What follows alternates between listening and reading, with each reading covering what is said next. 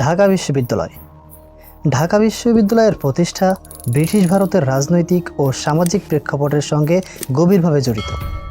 1905 সালে বঙ্গভঙ্গের পর পূর্ব বাংলার মানুষের শিক্ষা ও সাংস্কৃতিক অগ্রগতির বিষয়টি কলকাতা বিশ্ববিদ্যালয়ের আধিপত্যের কারণে পূর্ব বাংলার মুসলমানদের উচ্চশিক্ষা প্রায় অসম্ভব হয়ে পড়েছিল।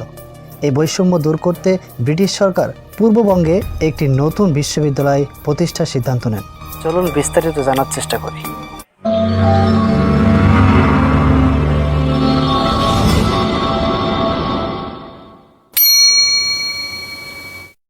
1912 সালে স্যার হারকট বাটলার নেতৃত্বাধীন একটি কমিশন সুপারিশ করে ঢাকা বিশ্ববিদ্যালয়ের স্থাপনের। দীর্ঘ আলোচনার পর 1920 সালের 23 জুলাই ঢাকা বিশ্ববিদ্যালয়ে আইন পাস হয় এবং 1921 সালের 1 জুলাই আনুষ্ঠানিকভাবে বিশ্ববিদ্যালয়ের যাত্রা শুরু হয়।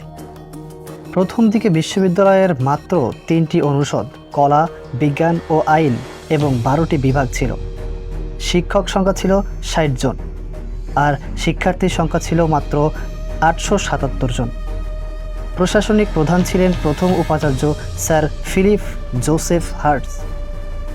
শুরু থেকেই আবাসিক হল ভিত্তিক শিক্ষা ব্যবস্থা চালু হয়, যা আজও এর অন্যতম বৈশিষ্ট্য। সময়ের সঙ্গে সঙ্গে ঢাকা বিশ্ববিদ্যালয় দ্রুত বিকশিত হয়, নতুন নতুন বিভাগ ও অনুষদ যুক্ত হয়।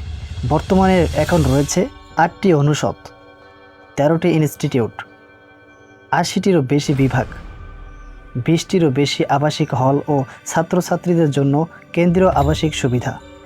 শিক্ষার্থীর সংখ্যা বর্তমান প্রায় 40,000-এরও বেশি এবং শিক্ষক সংখ্যা প্রায় 2,000-এর অধিক। 1948 সাল থেকে 1952 সাল ঢাকা বিশ্ববিদ্যালয় ভাষা আন্দোলনের অগ্রভাগে ছিল। রফিক, সালাম, বরকত, জব্বার সহ অসংখ্য শিক্ষার্থী মাতৃভাষা বাংলার জন্য প্রাণ দিয়েছে। 21 ফেব্রুয়ারির সেই রক্তক্ষয়ী আন্দোলন আন্তর্জাতিক মাতৃভাষা দিবস হিসেবে স্বীকৃত, আর এর স্মৃতিকাগার ছিল ঢাকা বিশ্ববিদ্যালয় ক্যাম্পাস। 1960-এর দশক 6 দফা আন্দোলন থেকে শুরু করে গণ আন্দোলন, সব ক্ষেত্রেই ঢাকা বিশ্ববিদ্যালয়ের শিক্ষার্থীরা ছিলেন নেতৃত্বের আসনে। 1971 সাল 25 মার্চ রাতে পাকিস্তান সেনারা প্রথম হামলা চালায় ঢাকা বিশ্ববিদ্যালয়। শিক্ষক, শিক্ষার্থী ও কর্মচারী সহ শত শত মানুষ নিহত হন। মুক্তিযুদ্ধ চলাকালীন সময়ে বিশ্ববিদ্যালয়ের অসংখ্য শিক্ষার্থী মুক্তিযুদ্ধে অংশগ্রহণ করেন। এই কারণেই বিশ্ববিদ্যালয়কে বলা হয় স্বাধীনতার দুর্গ। ঢাকা বিশ্ববিদ্যালয় শুধু রাজনীতি নয়, সংস্কৃতি ও সাহিত্যের কেন্দ্রও বটে। এখান থেকে জন্ম নিয়েছে কবি কাজী নজরুল ইসলাম, জসিমউদ্দিন, শামসুর রহমান, আল মাহমুদ সহ অসংখ্য সাহিত্যিক। বর্তমানে ঢাকা বিশ্ববিদ্যালয় 100 বছরের বেশি সময় পার করে আজ বাংলাদেশের মাতৃ বিশ্ববিদ্যালয়।